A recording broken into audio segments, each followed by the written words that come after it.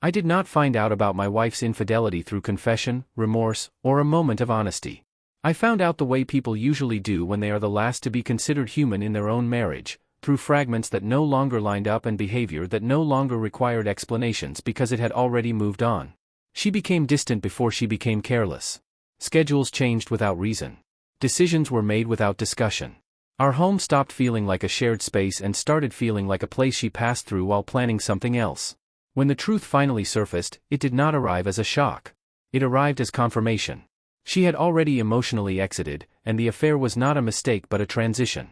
She left efficiently. There was no chaos, no lingering attachment. She remarried quickly, decisively, as if the overlap between marriages needed to be erased rather than explained. The man she married had money, influence, and connections. He also had something more important, the ability to replace me in the eyes of our children. That replacement happened faster than the divorce itself. At first, the children stayed in contact. They still visited. They still called. But something subtle changed. Their language shifted. Their priorities changed. Their lives began to orbit around their stepfather's resources instead of our shared history. He opened doors for them that I could not. He offered jobs as favors, not as opportunities. He provided cars, then housing, then financial stability that came with unspoken expectations. I became unnecessary. Children do not announce abandonment. They justify it. They tell themselves they are busy, adjusting, growing. They convince themselves that silence is temporary, that distance is natural. Over time, those justifications harden into decisions. Calls stop. Messages go unanswered. Events happen without invitations. Years passed that way. 1 year became 5. 5 became 10. They did not invite me to their weddings. I learned about them afterward, through others who assumed I had chosen not to attend. No one questions absence when money has already rewritten the story. In their new version of reality, I was not excluded. I was irrelevant. Their loyalty was not emotional. It was financial. As long as their lives were funded, protected, and expanding, they did not need a father who represented a past without leverage. They had replaced connection with convenience and called it adulthood. During those 10 years, I did not chase them. Not because I did not care, but because dignity has a breaking point. Rejection repeated often enough stops feeling like loss and starts feeling like instruction. I built my life without them because I had no other option. I learned to exist without acknowledgement from my own children because that was the only way to remain intact. Then everything collapsed on their side. Their mother betrayed her husband the same way she betrayed me. This time, the consequences arrived immediately. The man who had financed their comfort cut them off completely. Jobs disappeared. Financial support ended. Access was revoked. The structure they depended on vanished without warning. Only then did I reappear in their world. The contact resumed carefully, framed as reconnection rather than necessity. They spoke about family, about healing, about time lost. They avoided specifics. They avoided responsibility. They avoided admitting that their return coincided precisely with the loss of financial security. What they did not avoid was expectation. Their mother was suddenly part of the picture again, presented as a package deal, as if her presence was non-negotiable. The implication was unmistakable. They were not seeking a relationship. They were seeking a replacement system. They wanted stability restored, and they assumed blood obligated me to provide it. I listened to what they said and paid attention to what they measured. Questions about my work, my income, my capacity. No curiosity about my life during the 10 years they erased me from it. No acknowledgement of weddings I was not invited to. No recognition of absence they had chosen repeatedly. They believed time had diluted accountability. They believed shared DNA outweighed shared behavior. They believed I would accept the role of provider simply because I was available. They misunderstood what 10 years of silence does to a person. That silence had stripped away sentimentality.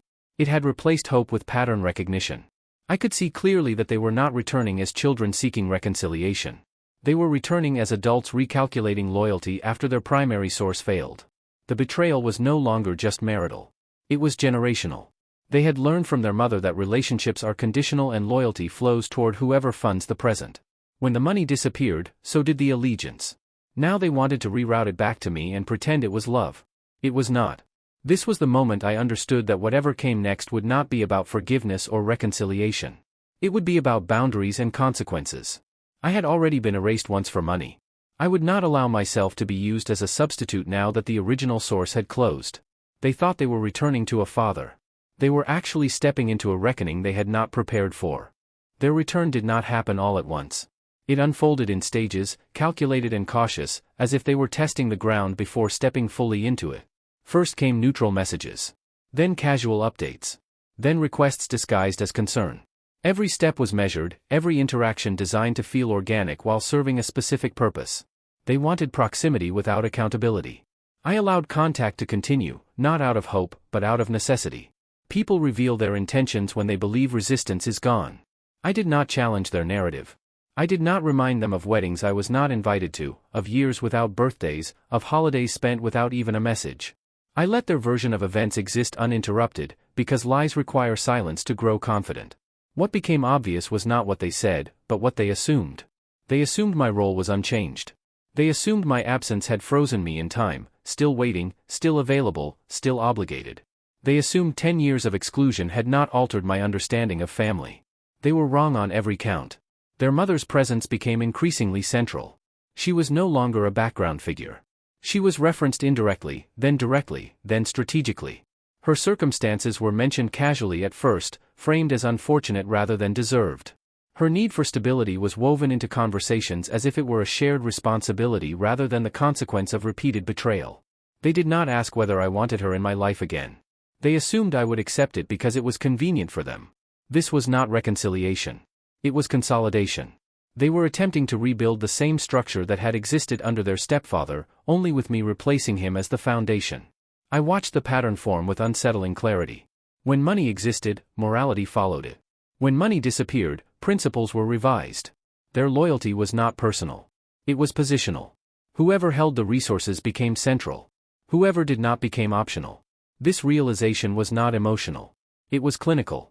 I began to notice how quickly their interest intensified once they confirmed I was stable. Once they understood that I had not collapsed during the decade they erased me, their tone shifted.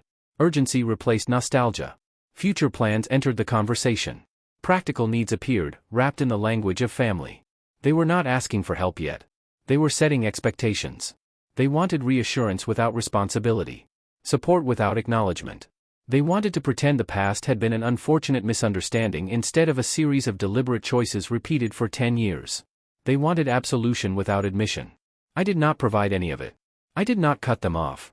I did not confront them. I simply refused to play the role they had assigned me. I offered nothing beyond basic communication. No financial commitments. No promises. No emotional labor disguised as duty. That restraint unsettled them. They were used to leverage working quickly. They were accustomed to access being granted once they aligned with power. What they were not prepared for was neutrality. Neutrality offers no surface to manipulate. It gives no feedback, no reward, no resistance dramatic enough to exploit. Their frustration surfaced gradually. They began to justify themselves preemptively, explaining absences I had not questioned, defending choices I had not criticized. This was not guilt. It was fear of losing access before it was secured. People defend themselves most aggressively when they sense their strategy is failing. They spoke about how difficult those 10 years had been for them, carefully omitting who had made them comfortable. They framed their distance as necessity rather than choice. They presented their silence as confusion rather than convenience. At no point did they confront the central truth: they had traded their father for financial security and only returned when that security collapsed. I waited for accountability. It never came. Instead, entitlement grew. Subtle at first, then more pronounced. Expectations that I would assist. That I would intervene. That I would absorb the consequences of choices I did not make. They treated my boundaries as temporary obstacles rather than permanent decisions. This was the moment I understood something critical. They were not trying to rebuild a relationship. They were trying to restore a system. In that system, I was not valued for who I was, but for what I could provide. My role was logistical, not emotional. Functional, not relational. That realization hardened something in me that had already been worn thin. 10 years earlier, I had lost my wife to infidelity and my children to money. I had accepted both losses without spectacle. Now, faced with the opportunity to reclaim them under conditions that stripped me of dignity, I saw clearly that acceptance would not be reconciliation. It would be surrender. And surrender was no longer an option. I began to reduce availability deliberately. Responses slowed. Engagement shortened. I did not explain why. I did not justify myself. I simply stopped offering access beyond what was healthy for me. The reaction was immediate. Confusion turned into pressure. Pressure turned into subtle accusations. They began to frame my distance as cruelty, as abandonment, as punishment. This reversal was revealing. In their narrative, they had never abandoned me. Yet my refusal to rescue them felt, to them, like betrayal. That inversion confirmed everything I needed to know. They did not see me as someone they had hurt. They saw me as someone who was failing to perform his role. By the end of that phase, the dynamic was exposed. They wanted resources, not repair. They wanted stability, not sincerity. They wanted to bring their mother back into my orbit not because they believed in family, but because they needed a unified front to survive the consequences of her actions. What they did not understand was that survival does not obligate sacrifice from the person you discarded when you no longer needed him. I had spent 10 years learning how to live without them. They were about to learn that returning does not guarantee reinstatement. The moment they realized neutrality was not going to turn into compliance, the tone changed completely. Patience disappeared. Subtlety gave way to pressure. The pretense of reconciliation was no longer sustainable once it became clear that I was not going to step into the role they had designed for me. They began to demand clarity, not because they wanted honesty, but because they needed leverage. Ambiguity had worked for them in the past. Silence had worked for them for 10 years. This time, silence was not producing results. They pushed for meetings framed as family time but structured around expectation. They wanted to sit together, to include their mother, to normalize her presence in my life as if history could be overwritten by proximity. The goal was obvious. Once proximity was established, obligation would follow. Once obligation existed, resistance would be painted as cruelty. I declined. Not dramatically. Not angrily. I simply refused to participate in situations designed to corner me emotionally. I did not argue about the past. I did not rehash betrayal. I did not justify my absence or explain my boundaries. I stated them once and did not repeat them. That was when resentment surfaced. They accused me of holding grudges, of living in the past, of punishing them for choices they claimed they had not truly made. According to them, circumstances had forced their distance. According to them, loyalty had been complicated. According to them, I was obligated to understand. What they never said was that they had chosen comfort over connection every single time it mattered. They framed their stepfather's support as generosity they could not refuse, as if accepting jobs, houses, and financial dependence had been accidental. They spoke as though benefits had arrived without cost, and that cost had never been me. I listened without interrupting. Not because I was considering their arguments, but because I was measuring how far they were willing to distort reality to protect their self-image. The answer was clear. They would distort it completely if necessary. Their mother became more aggressive in her presence. She reached out directly, bypassing them, as if authority had never been lost. She spoke in the language of entitlement rather than remorse. She referenced shared history as if betrayal were a technical detail rather than a defining act. She behaved as though access to me was something she could still claim. I shut that door immediately. That decision triggered a coordinated response. They began to frame me as unstable, unforgiving, and selfish. The narrative shifted from reconciliation to accusation. In their version of events, I was no longer a father setting boundaries. I was an obstacle to their recovery. Their hardship, caused by their mother's infidelity and their own dependency, was now my responsibility because I refused to fix it. This was not disappointment. It was entitlement exposed. I recognized the pattern instantly because I had lived it before. The same logic their mother used to justify leaving me was now being used to justify pressuring me. When loyalty no longer serves, it is rewritten as obligation owed. When support is withheld, it is labeled cruelty. They were not asking for help. They were demanding restoration of a lifestyle. They attempted guilt. They referenced blood. They referenced the past selectively, highlighting moments of care while erasing the decade of absence. They spoke as though parenting were a debt that accrues interest regardless of how the child behaves. They believed emotional pressure would succeed where patience had failed. It did not. I told them plainly that I would not fund the consequences of choices I did not make. I would not reinsert their mother into my life. I would not become the replacement provider for a system built on dependency and betrayal. There was no anger in that statement. No insult. No raised voice. Just finality. They did not respond with reflection. They responded with hostility. They accused me of choosing money over family, a projection so transparent it almost felt deliberate. They claimed I had changed, that success had made me cold. They ignored the fact that I had been coldly discarded when money was on the other side of the equation. That accusation marked the end of any illusion. They did not want a father. They wanted a solution. Once it became clear that I would not provide one, their behavior reverted to what it had been for 10 years. Distance returned quickly. Messages slowed. Contact became sporadic and resentful. The only difference now was that resentment replaced indifference. They did not disappear quietly this time. They left with blame. That departure confirmed what I had already accepted.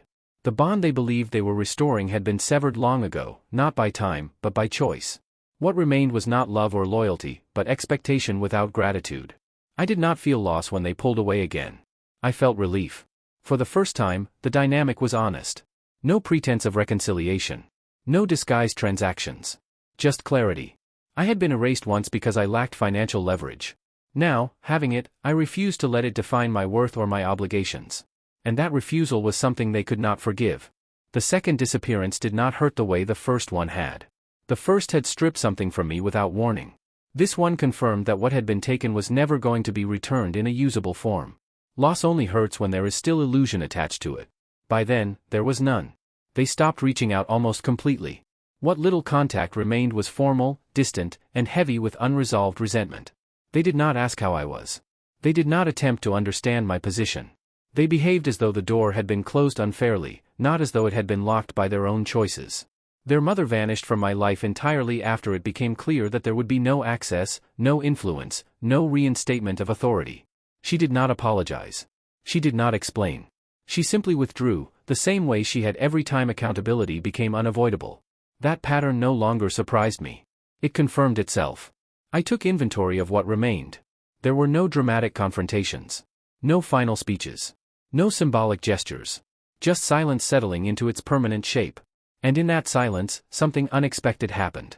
Peace replaced tension. Not relief born from victory, but stability born from honesty. For the first time in decades, my life was not being negotiated. I did not need to justify my boundaries. I did not need to argue my worth. I did not need to compete with money or compensate for someone else's betrayal.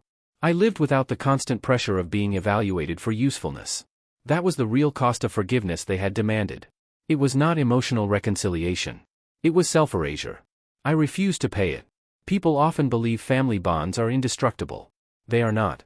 They require behavior, accountability, and mutual recognition. Blood creates potential. Choice sustains connection. When choice disappears, biology alone cannot carry the weight. My children had chosen, repeatedly and consistently, to align with whoever financed their comfort. When that support collapsed, they attempted to reroute their dependency without re-evaluating the values that created it. That failure was not mine to fix. I did not celebrate their hardship. I did not wish them harm. I simply declined to absorb the consequences of decisions that excluded me when I had nothing to offer. There is a difference between being a father and being a resource. They had confused the two, and when I refused the latter, they rejected the former. That distinction mattered. I continued my life without them, not in bitterness, but in acceptance. Acceptance that love cannot be conditional without becoming transactional. Acceptance that presence is meaningless without respect. Acceptance that absence, when chosen, becomes permanent. Years of silence had taught me discipline. The second silence taught me freedom. If they ever return again, it will not be under the illusion that time erases accountability or that blood overrides behavior.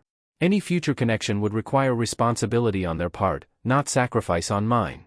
Until then, I remain where I am, intact, self-governed, and no longer available to be erased or replaced. The betrayal began with infidelity.